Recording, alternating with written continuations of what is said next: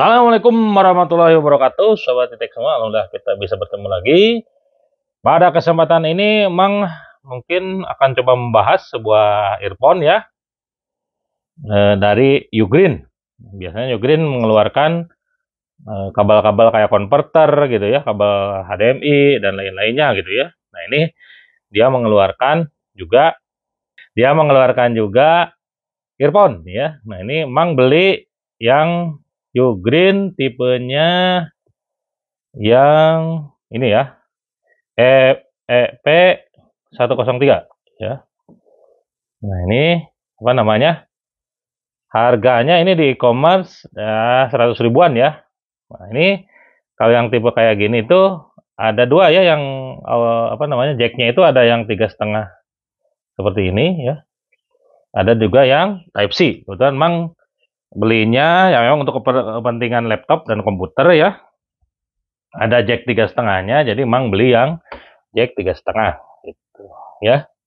Oke, seperti biasa mungkin kita akan coba unboxing. Ini kebetulan Mang sudah coba juga ya sekitar 1 minggu. Jadi mungkin ini selain review juga semacam testimoni lah dari Mang gitu ya, mengenai penggunaan dari Ugreen ini ya, Ugreen earphone atau earphone ini gitu ya. Oke, seperti biasa kita coba cek dulu ya spesifikasi yang ada di box. Ini dia ya. Biar jelas Mang deketin ya. Modelnya itu yang EP103 30637 ya. Bentar ya. Goyang-goyang nih. Kita zoom aja ya. Nah, ini dia ya. Spesifikasinya. Ya. Terus tadi ya modelnya itu adalah EP103 3036637. Nah, ini ya sama. Terus ada rate powernya itu 5 mikrowatt ya. Kabelnya 1,2 meter ini. Panjangnya 1,2 meter ya. Ini kalau menurut Mang sendiri sih nggak terlalu panjang ya. Enaknya kalau 1,5-an itu pasti kayaknya. Terus sensitivity-nya antara 104 plus minus 3 desibel ya. Terus speaker diameternya 10 mm. Speaker impedance-nya 32 ohm. Frekuensi responnya 20 Hz sampai 20 kHz. Dan jacknya seperti yang Mang bilang tadi, ini di jack 3,5. Untuk harga tadi ya sudah cukup jelas, harganya di 100 ribuan ya. Oke, kita buka, kita dapat apa aja ya. Kalau ini nanti kita bahas tersendiri ya mengenai spesifikasinya.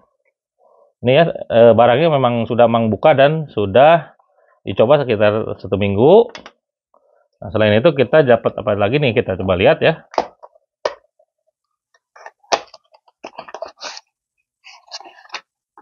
Nah, ini dia. Nah, dapatnya ya biasa ya, dapat user guide gitu ya untuk penggunaan. Ini untuk apa ya? Nggak tahu lah. Ini untuk user guide-nya. Terus ini spesifikasinya ya. Spesifikasinya. Sama ini ya, dapat nih badnya ya. Nah, ini dia. Coba kita lihat kita dapat berapa nih ya. Badnya itu berbentuk karet ya. Coba bad penggantinya ada berapa nih.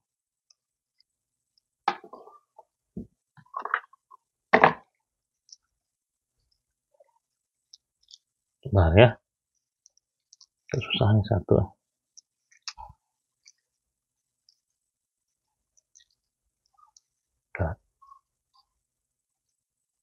Nah, ini dia. Aduh. Dapat beberapa ya badnya dengan berbagai ukuran nih. Wah, ini cukup, kalau menurut Mang sih jadi kelebihan ya.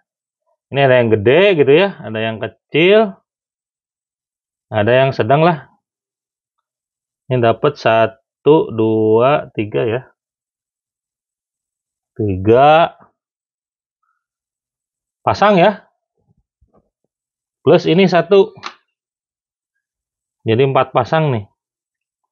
Jadi bisa tukar-tukar ya, tergantung apa namanya, kenyamanan kita gitu.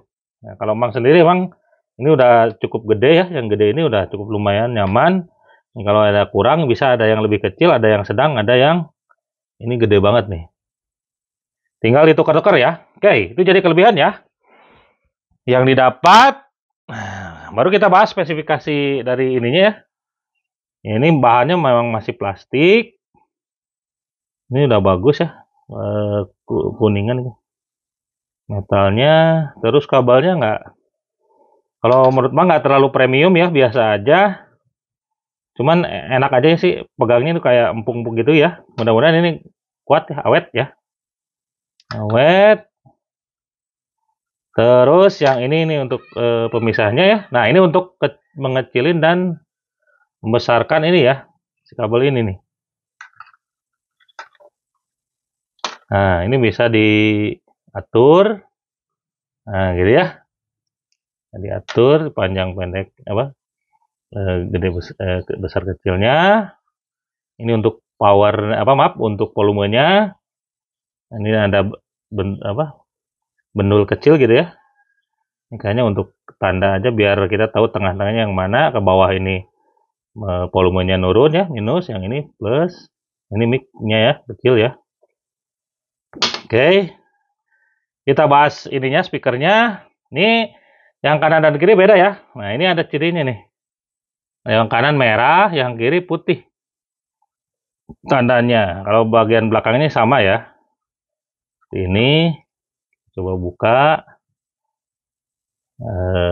karetnya ya. Mudah-mudahan. Nah, ini dia. Ini ya, ini. Ini lumayan nyaman ya kalau Mang sendiri makainya.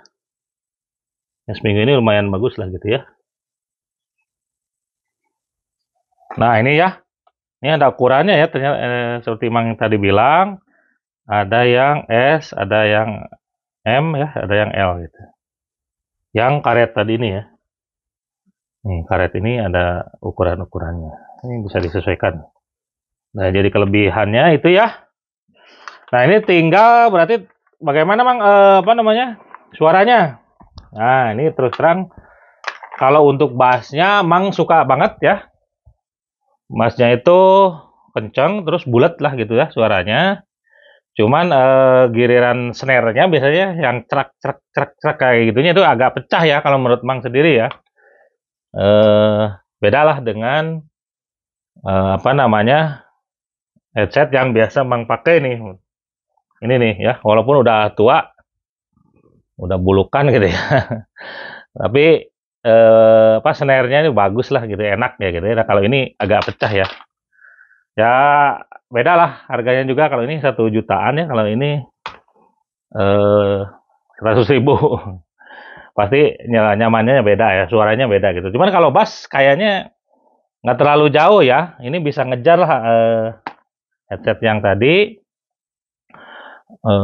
suara bassnya. Terus kalau untuk suara kecilnya gitu ya, yang kayak tamborin dan lain-lain, ini juga nggak terlalu trik gitu ya, nggak terlalu bagus, tapi enak gitu, masih bisa nyaman untuk didengar lah gitu ya, walaupun harganya cuma 100 ribuan gitu ya. Tadi banding lagi ya, kalau dengan yang headset yang biasa menggunakan jauh lah gitu ya, karena mungkin perbedaan harganya juga lumayan jauh gitu. Nah, oke.